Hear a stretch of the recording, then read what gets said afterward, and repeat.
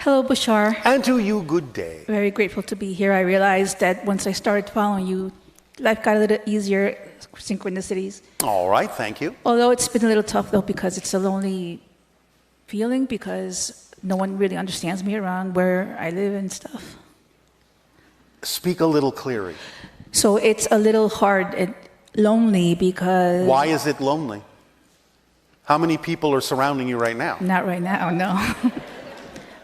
Why is it lonely? In my surroundings, but I try to still keep myself going with what I believe. Yes. And that's why I'm here. Yes, all right, but it doesn't have to be a struggle. You can enjoy it. Yeah.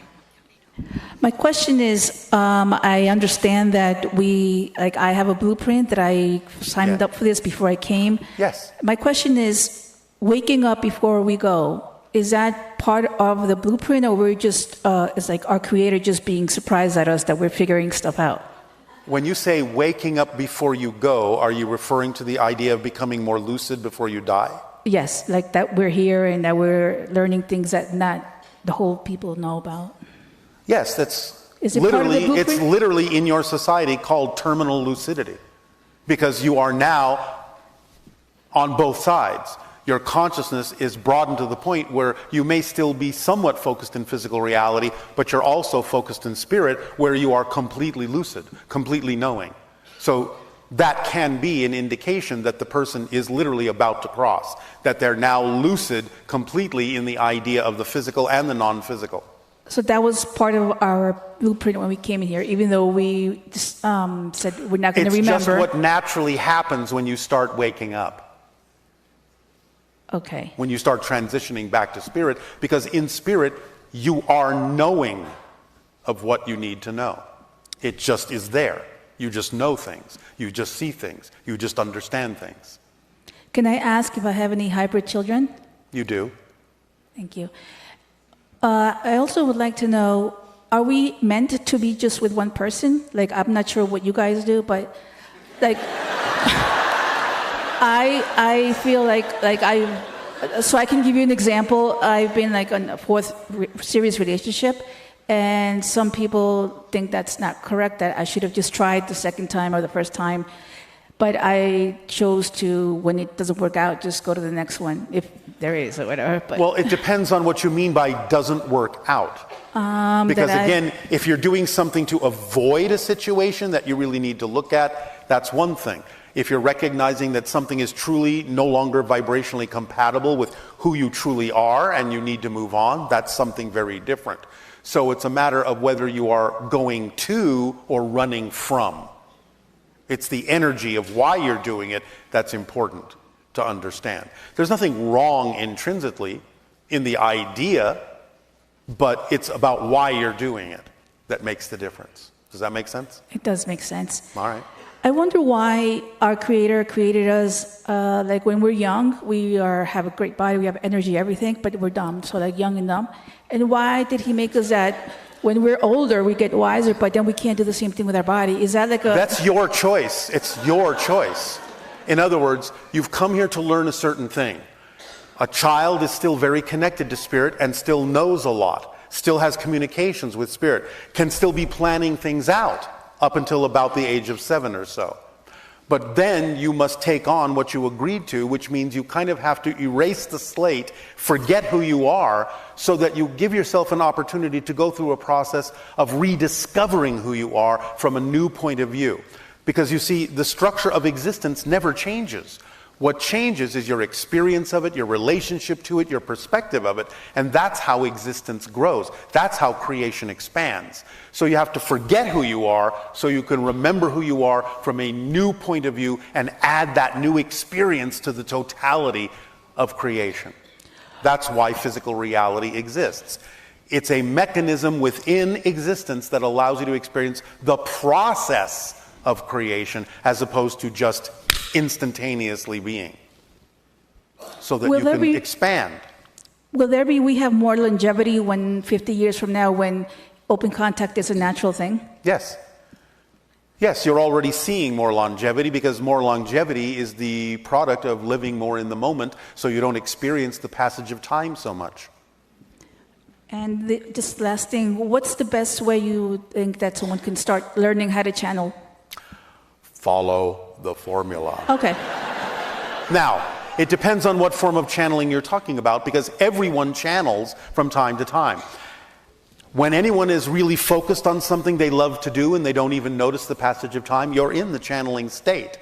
In the brain, that's called gamma, between 40 and 100 cycles per second in the brain. So the idea is that everyone can channel. It's a natural thing. But the question is, well, how do you want to use that? Do you want a vocal channel? Do you want to do automatic writing? Do you want to just be more creative? You want to write? What do you want to do with it? So in the channeling state, you synthesize information more rapidly, you process information differently, you make better associations and bigger associations to things and bring information through and tap into different levels of reality to bring down information, synthesize it into what's relevant for this particular reality and put it out there in some way, shape, or form. That's what happens when you channel. So it just depends on how you wish to channel. For vocal channeling, sometimes the easiest thing to do to practice is to make sure that you have people around you that are actually asking questions they really want the answers to, because then they pull the information through you and you don't have to think about it. It's like grounding electricity into a circuit. So when people ask questions, the information comes through you because you're just acting like a conduit, and then you just let it come and ground into them. I see that you have the moon there. What's the best way we can benefit from the moon that we have on Earth? From the moon? Well, yeah, is there a benefit that we have from the moon? Like its light? The moon is a vibrational mirror that is connected to different dimensions that allows you to get in touch with your deep emotionality and to examine yourself with introspection and honesty and really understand who you are and why you believe what you believe to be true. Thank you so much. Much love to you. And you as well.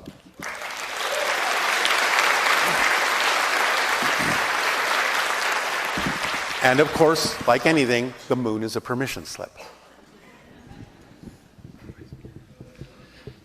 Thank you so much, Bashar, for doing what you are doing, and thank you so much, Darryl, for being a vessel so that all the information can come across to all It is our passion and our pleasure. I'll pass your thanks along to the channel. So synchronicity brought me here when my pet Nils crossed over last year. I was devastated, of course, and all your videos just came on the internet. Suddenly, I have never heard about you before, and then I met with my best friend Johnny. All right, well, and his favorite pet Jiggy crossed over almost at the same time, so we connected, and that's why. All right, but remember, the pet is still with you. I know. All right. So I have a question. What can you tell me about my soul, my oversoul, my spirit? What can you read? What can you see? Have you got 2,578 years? I hope so. What do I need to tell you about your soul? Your soul is an infinite being. The oversoul is more so. The idea is that it is different levels of representation of source, compartmentalized into what is relevant for a particular dimensional experience. So your soul is an individuated part, an aspect, a reflection of all that is. The oversoul is a reflection of a multitude of souls experiencing themselves simultaneously, generally speaking. Yeah. Does that help? Is that enough? Or were you seeking some particular perspective on this? Yeah, like specifics, like every soul is different from person to person, or no? Of course it is. Yeah. Souls are individual beings. Yeah, can you see something about my soul that I should know? That will help me. Are you a doctor? No. Are you interested in medicine at all? Or healing? Yes, I am. What do you do that is representative of healing? I am a healthy man and I... No, for others. Or for others. Remember, I said acting on your passion is in service to humanity. True. So, is there something you've been wanting to do that is about helping others to heal? I'm doing what I like to do most, and I'm very good at promoting that. So which is what? Traveling and meeting people and being positive and having a good time and enjoying my life. And what are you doing for them? Promoting happiness and good times. How? Being myself. So you're saying you're just being a living example of what they could copy? No, I'm being a living example, and by doing that or being myself, I hope that they can see what they can do with their lives. It doesn't have to be the same way, but in their way. No, of course it will be their way. But what do you make available to them in order to connect to that? No idea. Is there something you could be doing? Well, I'm asking, can I ask you that question? All right, Sorry. Let's go back to square one. Sorry.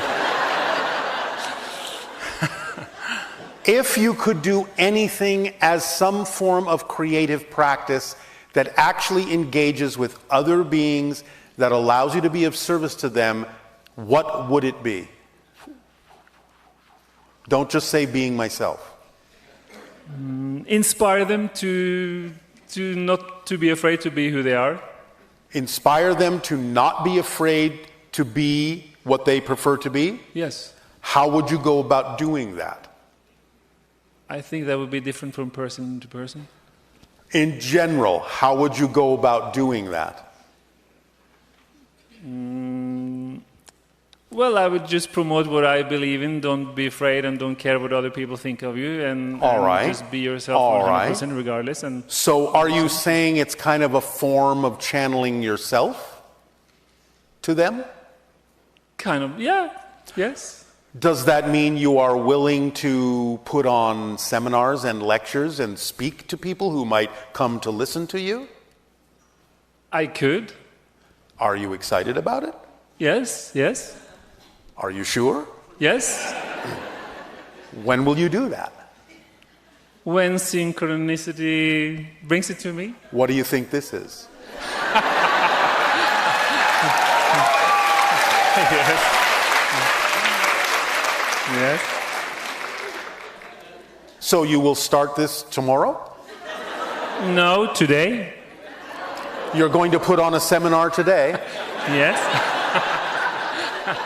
Have you already got all the organizational principles you need? Have you got a place to do it? Yeah, it's a good question. But since everything is here and now, and I have already thrown it out now, so yes, isn't this a good time to start it? Yes, but you can get your own seminar. That's a good one. That's a good one. Thank you so much. Do you have another question? Yes, I have 104 more. I'll try to be very quick. I would love to be picked up by UFO and one time, especially if I can climb up Bell Rock or whatever. Is that possible for me in my physical reality? You will have to repeat that more clearly. I would love to have an encounter or being picked up with a UFO. All right, well, as I said, open contact will occur within the next 5 years. It may be possible or probable for that to happen within that time. It is more likely within the next decade or two. What are your thoughts on activism? If you see what we call in our physical minds as unfair injustice. Taking actions that represent what you would prefer in a loving and peaceful way is very important, because you need to act in the way that you would normally act if you were already living in the world that you preferred to live in. So yes. Will AI eventually be able to interact with higher dimensions or the multiverse?